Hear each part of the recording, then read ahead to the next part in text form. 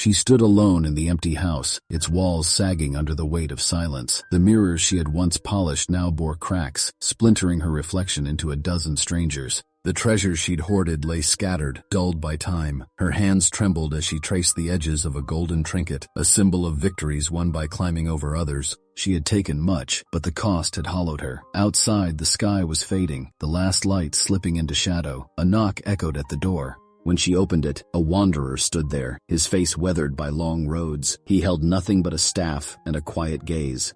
"The weight you carry cannot go where you are called," he said, his voice as gentle as a morning breeze. Her fingers clutched the trinket tighter.